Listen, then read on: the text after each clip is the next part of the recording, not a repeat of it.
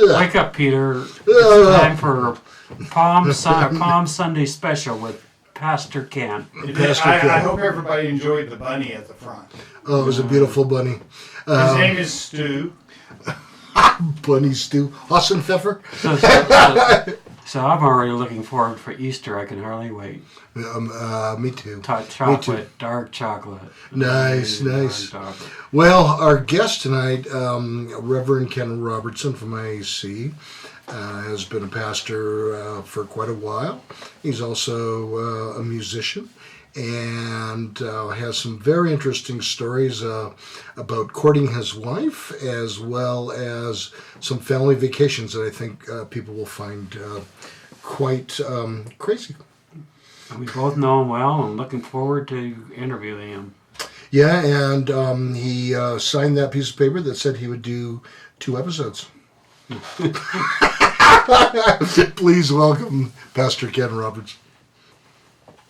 Welcome to the third chair. I'm here with special guest, the Reverend Ken Robertson. Ken, thank you so much for being here. It's such a privilege. I checked my ID, and I'm still Peter, and that is Doug. He is back with us as well. Which ID did you check? I checked my own ID, although I did have a fake one. Which ID? You have like multiple, aren't you? Yes. I have several different state I can absolve you. yeah, thank you. There may have been a little fib in there. Anyway, so Ken, you pastor a church. You're the senior pastor of a church between 500 and 800 people. I don't know exactly what number you put on it. It seems like with COVID and stuff. Happy Easter, Peter. Happy Easter. Oh, this is the episode That's right. on Easter. This is coming out on Easter. Next week. Oh, it's the next week. Happy Palm Sunday. Happy Palm Sunday. That's right. If I had a refund, wave it. Yeah. I need something to wave. Do you do anything special with your family for Easter, like dye Easter eggs or? Oh man, this is like the Super Bowl for us, like as a family and as a church. So we do all kinds of things in this season. We don't do a lot of the run-up to Easter type stuff because we're so busy with church stuff because we have so many services coming in that week. Palm Sunday, Maundy, Thursday, Good Friday, Easter Vigil, and then Easter. But what we do is after Easter is over, we all go to the water park, to Great Wolf Lodge. For a couple days together. Sort of a debrief. Let's reacquaint ourselves with one another is what we do. So we have a great time as a family. The kids look forward to it every single year. So that's mainly what we do. That's our main Easter tradition outside of church. Yeah. That is so cool. So I'm going to ask a couple questions about being the senior pastor of a bigger church. Now, I've heard statistically that a senior pastor, if he's doing all the work by himself, might be able to shepherd a church of 100. And once you're at about that level, you're almost certainly guaranteed burnout. Do you ever, first of all, feel the urge like, I want it done right, so I want to do every task myself? Do you ever have to deal with that sort of thinking or temptation? Yeah, I think most everybody does who cares about something, right? I'm sure there are times when somebody else wants to ask a question and you just jump in because you're like, no, this is the right question, right? That probably happens all the time. Yeah. Right? When you care about something, right? Of course, like you want to see it done well. But there is a switch that flips to realizing I happen to be the leader, but I may not have the best ideas in the room. I may not be the smartest person in the room. I may not understand what's happening here the way other people, if we do it together, happen. So one of the things we've moved towards is, we're about, as of this taping, we're about like 450, something like that on a Sunday morning, but then there's more people that would count at home. And you're right. Usually it says about 100 folks, maybe 150 you can kind of do as a solo person. Depends on what you count as shepherding, right? Knowing people and walking with them. But we have moved over the years to a model where everything we do is done in teams. Right? Every part of my job is done in teams. And I find so often in a meeting, when we're talking about something, I don't have the best idea in the room. I walked in thinking I did. And I was like, oh, this is probably what we need to do, guys. And they're like, what about this? What about this? What about this? I have this idea. And I'm like, that's actually better. And so I've been really blessed. I'm really thankful for all the people that I get to work with. We've got a staff team now of about 10 paid folks, and then maybe another 5 volunteer staff. And so we're all doing this work together, in addition to folks from the congregation being on some of these leadership teams. And it's just better when we do it together. Often different than the way I would have done it walking in, but it's better.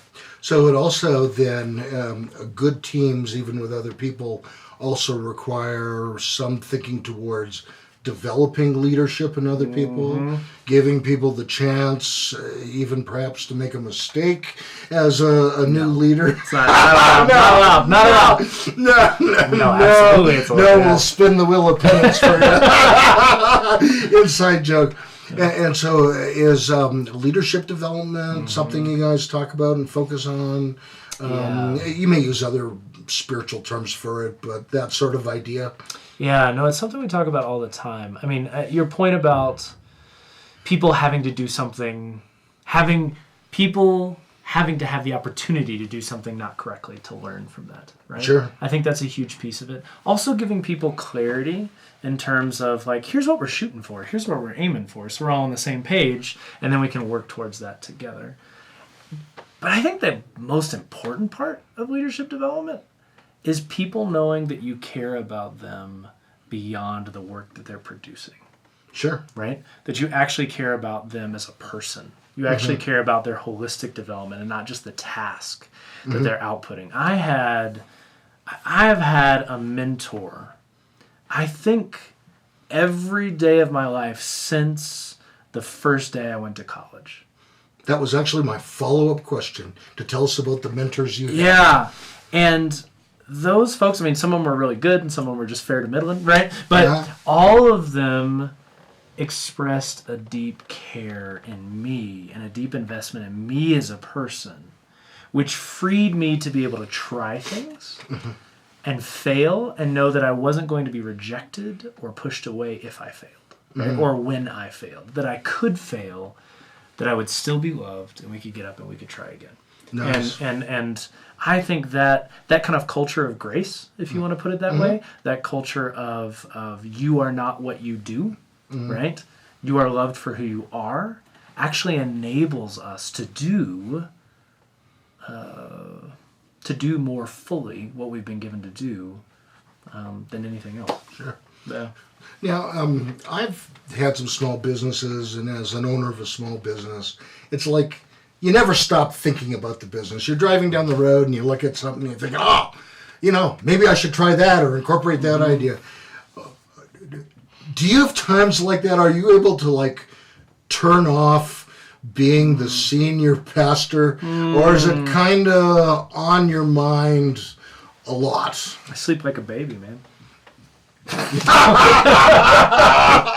that means you wake up every hour. Exactly. Yes. Well done. Andy gets changed in bed. No. Your wife has to be a patient woman. Hey, we're all fortunate to have wives that are patient with us. No, pastoring is definitely not a job that you bring to the office and then you leave and it's just done. Because as a pastor, you get to walk with people through some of the most significant moments in their lives. Some pieces of it, I feel like you can leave behind. Sure. Some of the organizational strategy or, that kind of stuff, yes, you got to be able to leave that at the office. But other stories of somebody's wrestling with chemo or somebody's whose kid has made decisions that are unhealthy and the wrestling they're going through. No, you gotta stay engaged with that. And I think that is one of the places where you have to have really appropriate self-care. You also have to have people to share those burdens with. But I think ultimately you have to have a place to take those burdens that you can trust that they're going to be taken care of even if you can't take care of it right now.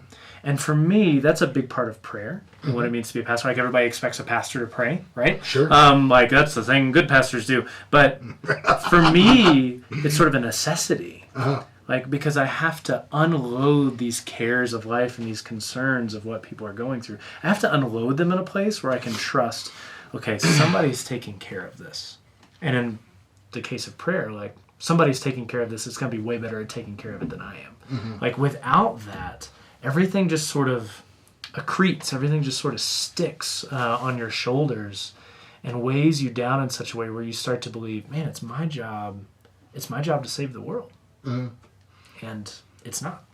It's my job to point people to the person who can save the world. Sure. Right? But it's not my job to save the world. And without that, you end up taking more and more on yourself than you're actually ever meant to do. So when we come back from the break, I'm going to have you address this question. I believe persistent, sustainable high performance requires attention to recovery, rest, and relaxation.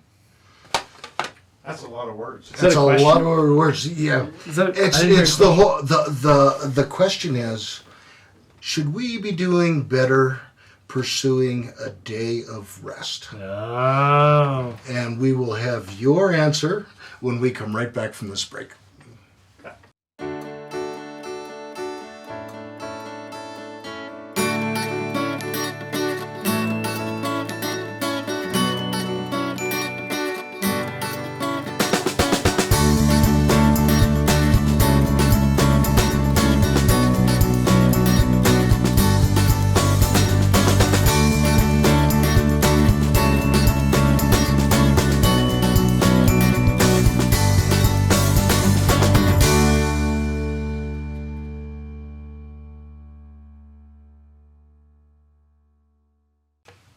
Welcome back to the Third Chair. I'm Peter. We're here with our special guest, the Reverend Ken Robertson. If you make Ralph mad, or that's a super special guest. We had one guest that I kept adding the number of specials each time we came back to a new segment. So by segment 80, it's like our special. He caught on and like, yeah, I'm not that special. That's awesome. So when we left off, I'm a big believer in trying to actively have recovery, rest, relaxation, and then I think about sort of the religious idea of trying to take a day of rest. I personally feel like we don't do a very good job of it in society. What are your thoughts about trying to work in a day of rest into the rhythm of life? Yeah, I think it's hard for us, especially in a culture where everything is always on, everything's always moving, everything's always working. Notifications are always coming in on our phone. To admit that we need to stop. But I really believe that we were made dependent, that we were made finite, that we were made in such a way that we weren't meant to be the ones always working. Like, we need to sleep every night, right? For example, for our bodies to function normally. I think there's just part of how we're made that we need to take breaks. And in our digital technology society, like, that becomes harder and harder. Sometimes it means that we gotta turn this stuff off. But I also think in the scriptures, there is this value put on not only taking like short breaks within a day or sleeping at night, but actually taking a whole day of rest set aside for rest. And in the creation account, God even takes a day of rest. And if God takes a day of rest, like, who are we to not do so? Maybe I should take 2 days. You should take 2 days. Yeah, maybe you should take 2 days. Because God has more endurance than I do. Yes, and he wasn't taking a day of rest because he was tired. There were different reasons for that. Yeah, he was trying to teach us. Yeah, he's trying to teach us something. Yeah. Well, on his day of rest, what he's doing in Genesis is he's enjoying creation, and I actually think that's enjoying the things he has made, and I think that's actually a hint into what does it mean to rest. Because I've met some folks who are like, okay, I stopped everything and that's my day of rest. And I'm like, that's okay, maybe that's restful, maybe it's not. A better insight into what's restful is what brings you joy, what brings you delight, what recharges the batteries, what fills you after all the things have drained you through the week. So sometimes that could be certainly stopping some things, right? But it could be picking some other things up. So, for example, on every day of rest I go on a trail run in Palmer Park because it's one of my absolute favorite places to run, and it gives me energy back. It's a different kind of work than what I do during the week, because most of what I do during the week is sitting here in a chair and talking to people. So if one of my grandchildren fall in a ditch, it's okay for me to pull them out? Yes, it is absolutely okay for me to pull them out. Absolutely, because that would bring you delight. Yes. As long as you didn't push him in the ditch. Well, actually, even if he pushed him, which isn't good, pulling him out is still a good thing. What if your grandson is in a dryer? We'll have that special episode where we confess our sins next season. Yeah, always next season. I will say it is particularly hard for pastors to get that day off. No, because you think about it, like most people will take that day off, like a Saturday or a Sunday or something like that. Like Sunday's work day. Like this Sunday, I was going from 7 a.m. to 8 p.m. You know what I mean? It's full on work day. So it is a challenge. But one of the things we talked about a few minutes ago, like sharing leadership, one of the things we've been able to do is share pastoral responsibilities at the church such that I now can take Fridays and Saturdays, actually, and get a full weekend off. Wow, that's pretty neat. Which is... not too many pastors that can say that. They would sit in this third chair and say that. So, but I take Fridays as kind of my solitude day, my day of just being with God or being out in creation. I really enjoy birds and things like that. So I do that on Fridays. Then pick up the kids from school on Friday, and then Friday afternoon all the way through Saturday, it's family time. I've got 4 little girls, 10, 8, 5, and 5. Wife Sarah, and man, we play as hard as we can during that time, which is really sweet. So they're definitely also getting a run in. Your run. Yes, I'll say usually running on Friday and Saturday. But it's also tough for parishioners because a lot of people volunteer on Sunday, yes. And so they're working, regular duties Monday through Saturday, and then a day that might be considered a regular day of rest, you're volunteering at the church, right? And so it's a real challenge. It is a challenge. That's actually why we schedule basically nothing on Saturdays. Like for that reason. Like it's a rare event where our church would schedule something on Saturdays. Because either you've got to work on Saturday, but that often means you've got another day off during the week that you can take. Or you've got Saturday off and you can use that day. Is the way we try to set it up. But aren't people like, Pastor, I just need 5 minutes. I just need 5 minutes. Can I just run this by you? Is setting boundaries sometimes a challenge? Sure. There's a ministry of presence and also a ministry of absence. That's a real thing. Yeah, I'm trying to convince my business partners that a ministry of absence would help the show. That's when you stay upstairs when we start the next segment because you're eating more chili. That's right, exactly. I think about a third of our audience wrote that was the best 3 minutes of the show. Oh yeah, they've started without me. The decision I had to decide is whether I was going to finish the show or just go home. Just go home. You guys are doing great. You can quit while you're ahead. Yeah, but they locked the door. No, but the ministry of absence is just that point. Like, I'm not the savior of the world. Right? Some pastors get into pastoring or fall into a rhythm of, it's kind of nice feeling like everybody wants me. Like sort of everybody a needs Messiah me. complex. Yeah, absolutely. Well, and not even like that sounds like so awful, but just an insecurity that they need to be needed. Right? Well, and so they have can't totally. So they can't turn it off. Mm-hmm. So part of like healthy pastoring is actually exercising a ministry of absence, and I mean that by saying like, no, I'm not available to you today.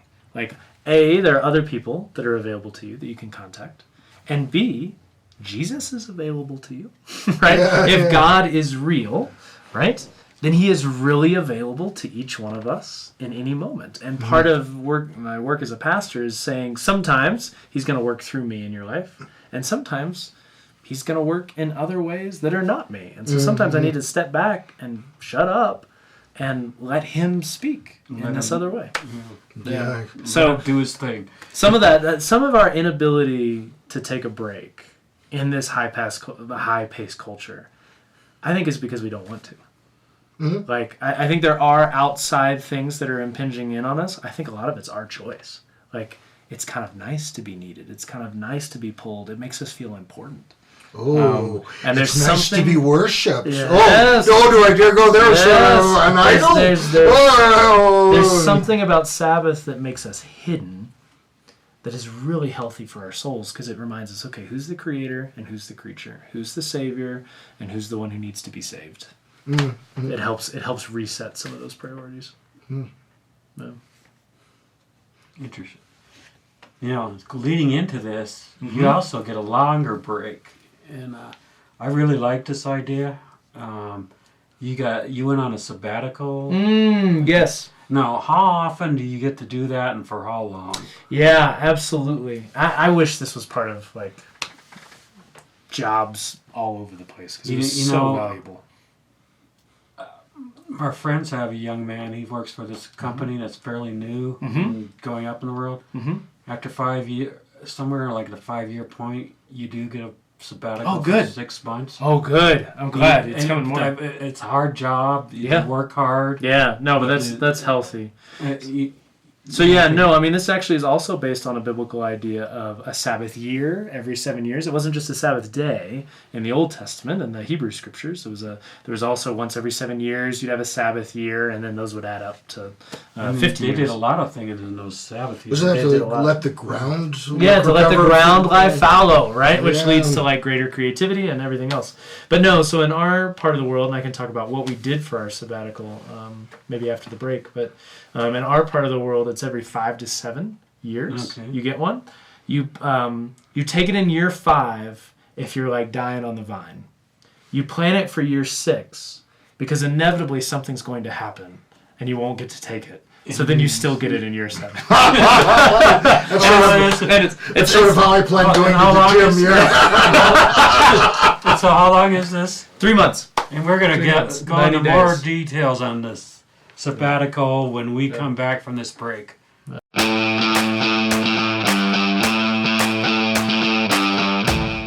Real people, real stories, real life. We're looking for guests. We're looking for you here on the third chair. I'm Peter, that's Doug, and how many different ways can we have guests? Oh, at least 3. We could have them here in the studio in Colorado Springs. We've had guests all the way from LA on Zoom, and we have gone on location, and we got our 3rd one already in the planning phase. Awesome. Send us an email and we'll get you on the show.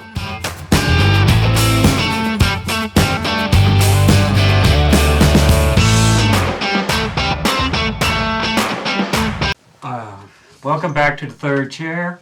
Peter's playing with Yo! the board. We're back to yo again. Let's try to That one makes more sense. Yeah. No, it's more Peter. Yeah. And we were talking about sabbatical. Yeah. Yeah, so and it's 3 months, right? 3 months every 5 to 7 years in our part of the church. It's actually a big emphasis of our family of churches. One of the first things our bishop, kind of the pastor of the pastors, will ask is like, well, how's your time off going? Where is sabbatical coming in? Because it's so healthy and helpful. So yeah, we took ours. What was it? 2 summers ago now.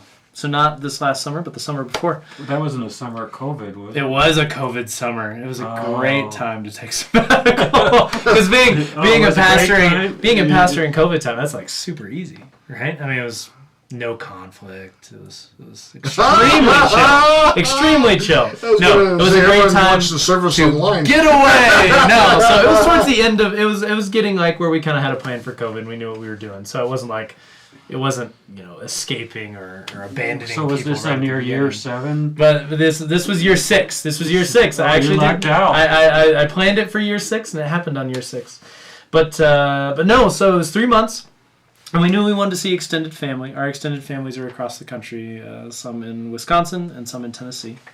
But we also knew that there were other things that we wanted to experience. We're a big camping family.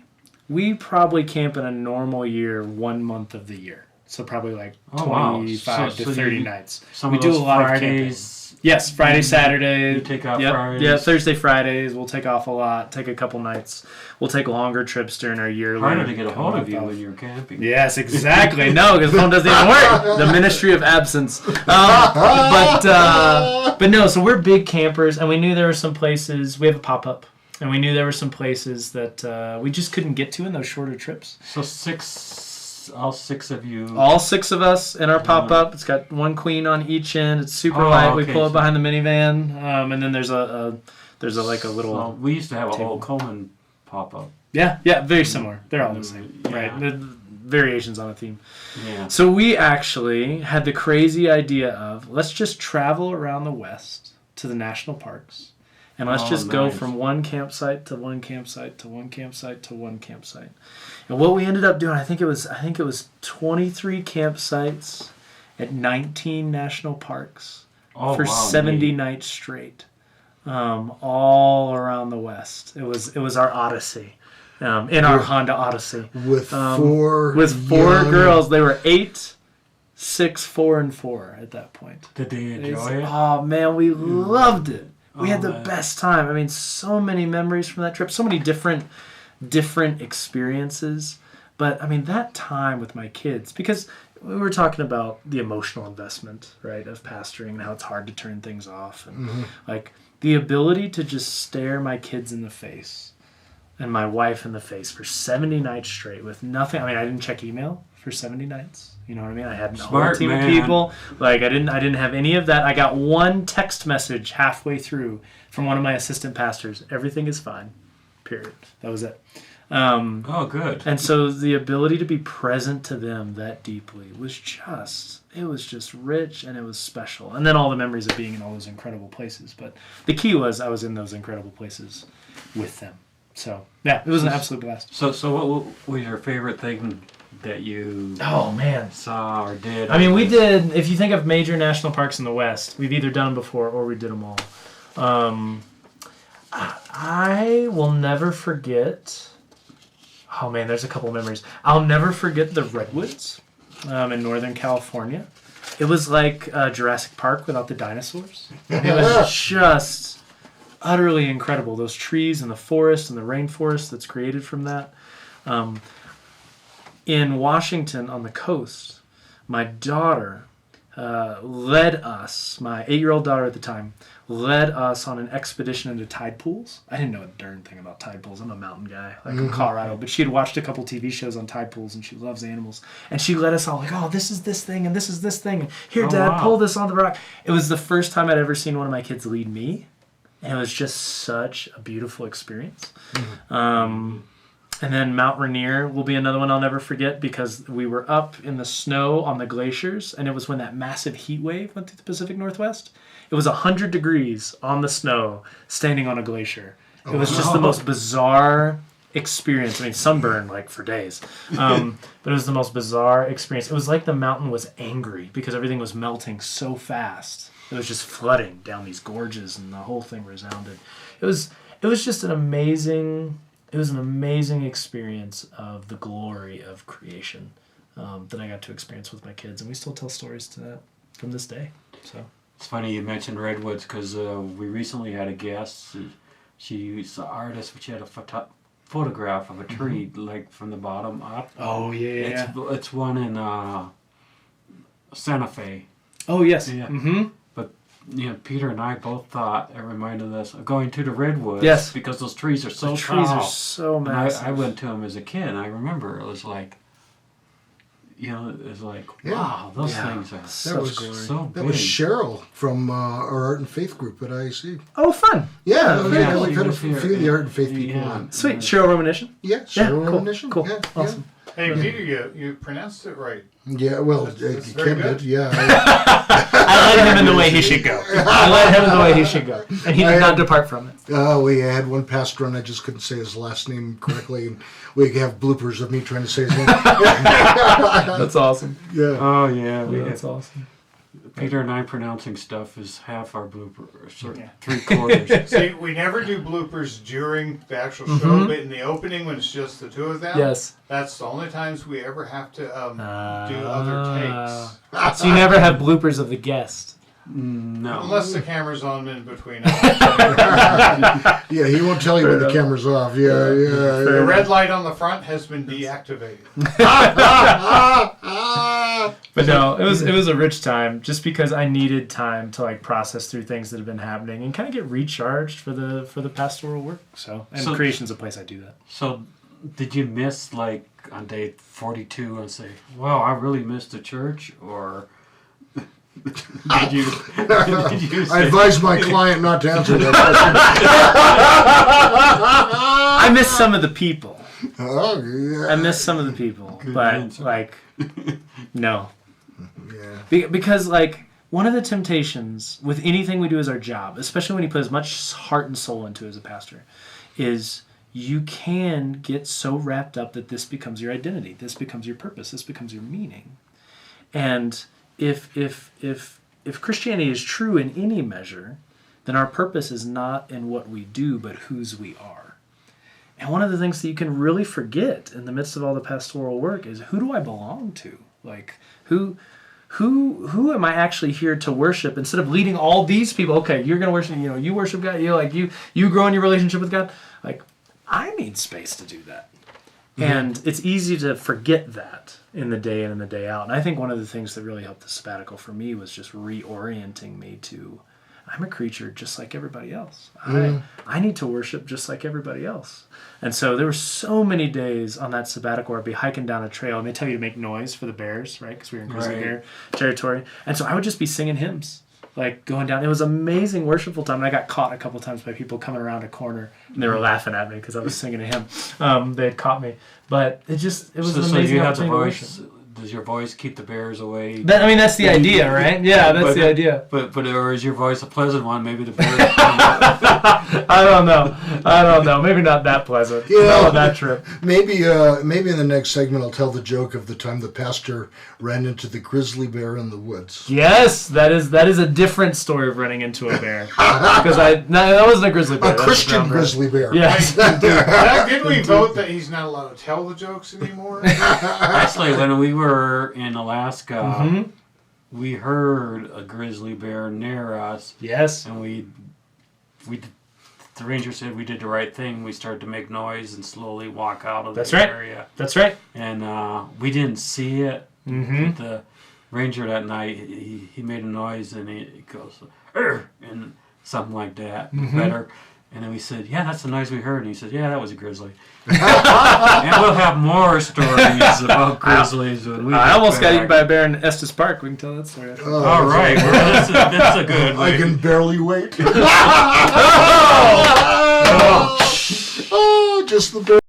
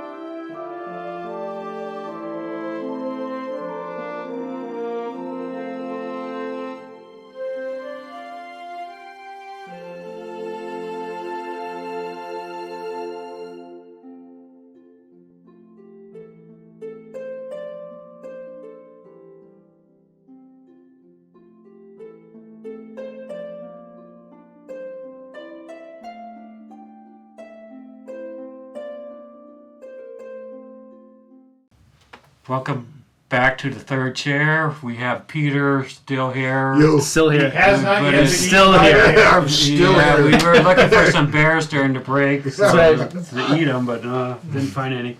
And that leads into you mentioned in a statement just before our break. Yes, I left it on a cliffhanger. Yeah.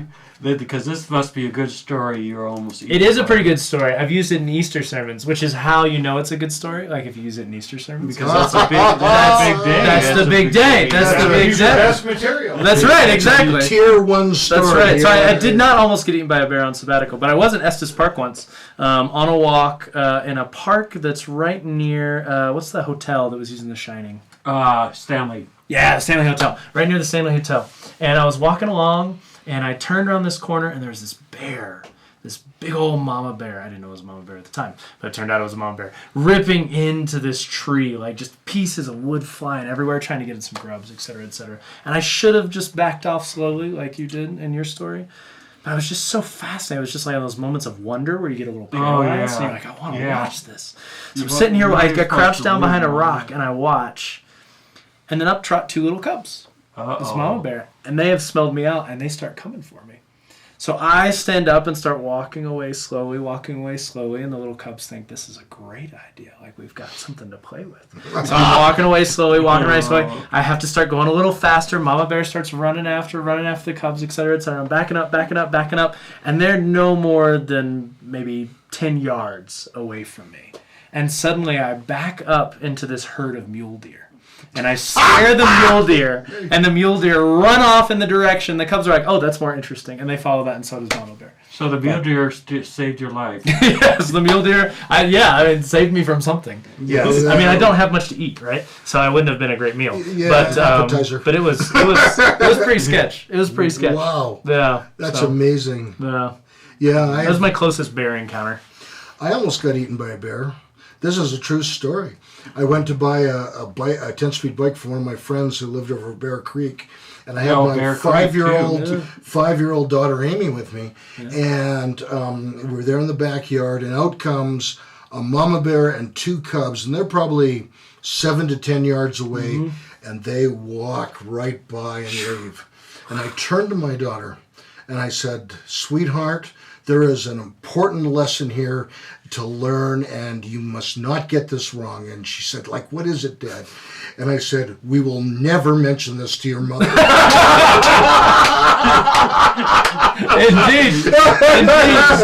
Did she watch the third check? Sometimes. Notes, segment 4,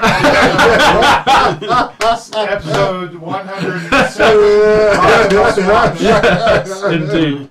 Yeah, I get nervous because you see the babies in a real coop. Oh. Like there's a mother nearby, and you don't get between. No, that's any animal. That's a fierce love. That's a fierce love. Yeah. So. Yeah, it's love, but it's fierce. Oh yeah, I have no doubt that if like an attacker had ever tried to do something to one of her children, that my gentle wife Rhonda would literally rip their arms out of their sockets. There's that intensity of mother instinct. Absolutely. We had our shepherd husky. You remember her? Yeah, Foxy. Yeah. And my daughter says, "Can I take her? Or I'm going to the park and I got to meet some friends there." I said, "Yeah, take her because I know somebody comes up to you." Absolutely. She won't she won't back down from them. Absolutely. I actually think that reflects, though, something of the Christian view of God, right? Because we talk about God being a God of love, and sometimes love has to wage war on things that would hurt the beloved. Right, and I think sometimes we get wrapped up in some of the language about God in the Old Testament that seems kind of harsh, or something like that, and that it's actually, I think, a reflection of this reality. Like, love has to fight sometimes. Well, and also sort of the dual nature of God. There's sort of a masculine side, but also He made women, and some of those ladies have a pretty, intense way of mothering.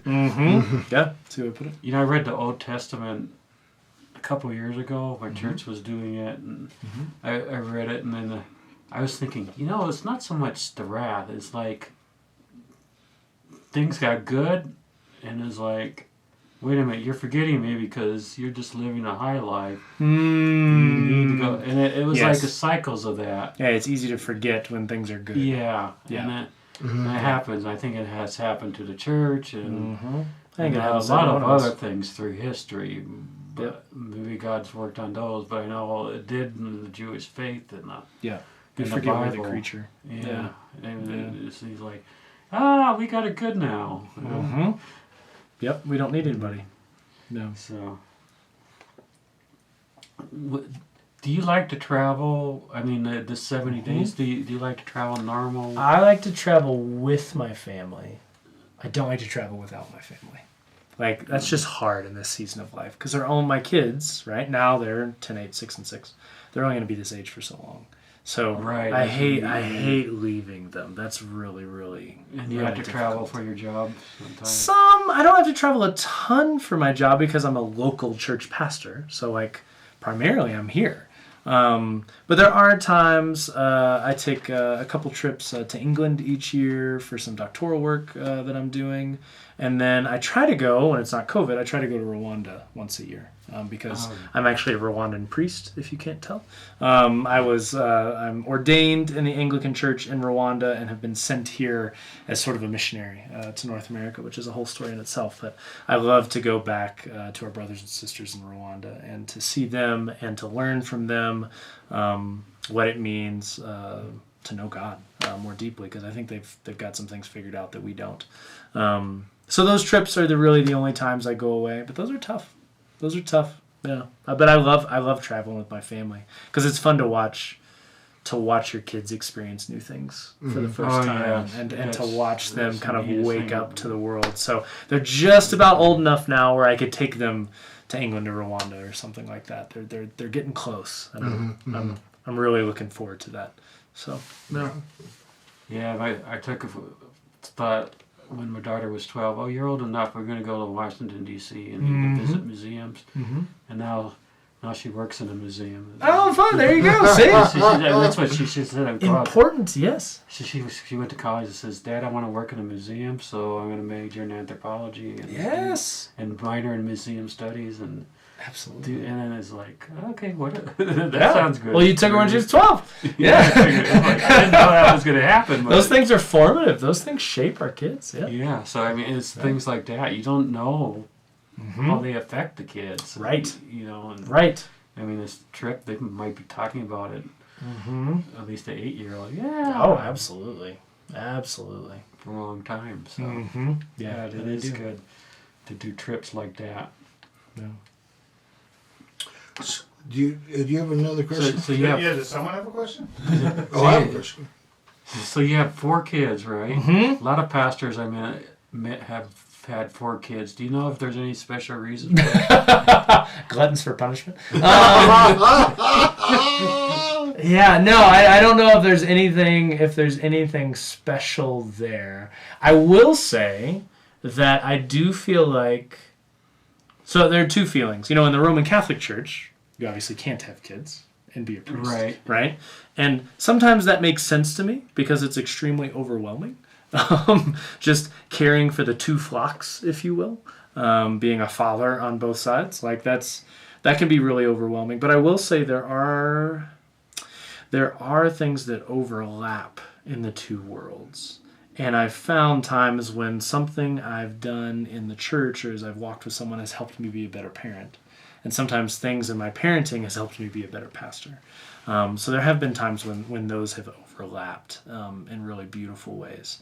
But sometimes it feels pretty overwhelming to come home from the end of the day full of people and here's more people ready and waiting to play with you. Yeah. I can understand that feeling because I remember coming home from work sometimes. My wife wanted to spend the whole day with the kid, and the kid wants to. Yes, absolutely. And then it's like, and then you just come in the house and then through traffic, and right. And here they come. And I've seen your kids at church. I mean, they don't want to just say hi. They want to hold your hand and dance with you. They want to dance. Leap with you. Yeah, absolutely. It looks like a gym workout. Yeah. No, it is. I mean, they just have a lot of juice. That's the way we describe it. They just have a lot of juice. But we love being a family, right, together. And they love one another. They love being with one another. They fight, of course, but we enjoy being with one another. And I really appreciate those places like a church where we can overlap the 2 worlds. Where, I mean, if you're at IAC on a Sunday morning and the service they're in, we're going to be dancing on the front row. We're going to be doing all kinds of things.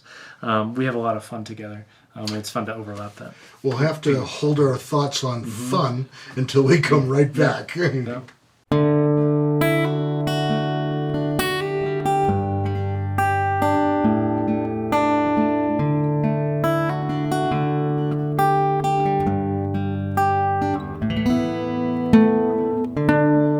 Hi, I'm Peter from Pikes Peak Recovery Coaching, and as you know, I do help people with drug and alcohol recovery issues. I love to help people get better. But I also offer a variety of other services, including regular life coaching services. I've helped several people write and finish a book. I've helped a doctor that was in medical school graduate and then get into a residency. And I also actually have quite a background in mathematics, and I do some math tutoring for the GED as well as the ASVAB for those that are thinking about a career in the military. So my contact information is on the screen.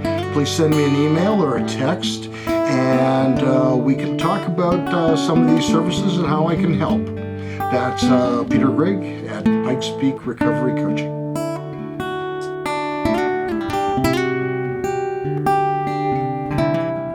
Don't stop using invisible ink on your name tags. Okay, so can I have a question? I've watched Robin Hood movies where someone says, "Oh, go get the vicar to marry us," and so I heard the term vicar. Yes. And for a while you were a vicar. Yes. What makes a vicar rather than a reverend or a rector or a senior pastor in the Anglo-Catholic tradition? If the Catholics do too. Yeah, there are certain distinctions, but mainly it just means pastor. There's so many different terms for a pastor, right? There's preacher, there's pastor, there's minister, there's reverend. All of them are getting at some different aspect of the task. I personally really liked the term vicar because it comes from the longer word vicarious. Right? Oh. So vicarious, right? If something happens to you in a few minutes and I have to shift to your chair to ask the questions, right? I'm standing in vicariously for you. Uh-huh. And I actually think that's a beautiful picture of what a pastor is, right? They're not the one that has the power to affect change, but they stand in vicariously for Christ, the one who does have the power to affect change and speak in one sense on his behalf. And so I've always enjoyed that because it takes the pastor out of the center of the picture, and it's like I'm just filling in. Right? And I think that's actually a beautiful picture of what the pastor is. We're just filling in this space, speaking for Jesus, and hopefully Jesus is using us, all of us, right, who follow him, in this way. So in that sense, we're sort of all vicars. Yeah. But that is a term. They use it a lot in England. I don't know why it gets used particularly in England as opposed to the U.S., but I was an unusual case of being a vicar in the U.S. You'll always be a vicar to me. That was always my favorite term. Yeah, that was always my favorite term as well. I liked it a lot. Vicar Ken. So the church is in Colorado Springs. Now, you happen to meet in a Seventh-day Adventist type building. Yeah, we do. We do. Which has been a real blessing for the church. And so suppose people might want to check you out. Are you still welcoming the public, or have you closed that off? Or no, we're out of COVID. We're back open. We're just keeping you out. They closed the doors. It was personal, not. That's right. Exactly. Yeah, they said, please do take this personally. So, how do people find out information about the church when you meet? I mean, I think. I just want to say, like, as a preface to this, like, I love our church. I love everything that happens there. I love what I think God is doing in the midst of our church. There are a lot of good churches. I think so many people have been burned by the church that it's hard to go anywhere. So if there's any place that, like, oh, maybe I want to check this out, like, go check that out. But International Anglican Church is the name of our church, and the best way to really get a hold of us is through the website, springsiac.org. So Springs and then International Anglican Church.org. So I've tried to put an IAC.org and that doesn't work. IAC.org, that's some other thing. Yes, I don't know. I don't remember what it was. But that's probably the best way to get a hold of us. My email's on there, but it's just Pastor Ken at springsiac.org. But again, like in terms of churches, there are so many great churches and great things happening. If there's a place that you're like, I'm curious about this, follow that curiosity, whether that's us or somebody else. That's a good word. Suppose someone was just having a hard time and they just wanted someone to pray with them. Is there not even necessarily maybe but Can you say a prayer for me? Is there a mechanism? Yeah, absolutely. You could email one of the pastoral staff, right, at church, or just if you know somebody who goes to our church or any church, you could ask them. But there is a prayer chain that we use at our church, prayer@springsiac.org. Oh, wow. And that's just a way to I've got this thing going on, I'm going to send it out. And there's a whole group of people that are on that prayer chain that end up praying for that and getting back with you to hear, how did things go? What's happening? How can we help you, not just with our prayers, but practically? Nice. Right. I know lots of people going through hard things. It's nice to know that there's some people willing to help. Yeah. Well, that wraps up the show for tonight. Ken has graciously agreed to come back next week, so please like, share, subscribe, and hit the bell notification icon so you know when we've uploaded another episode. Good night.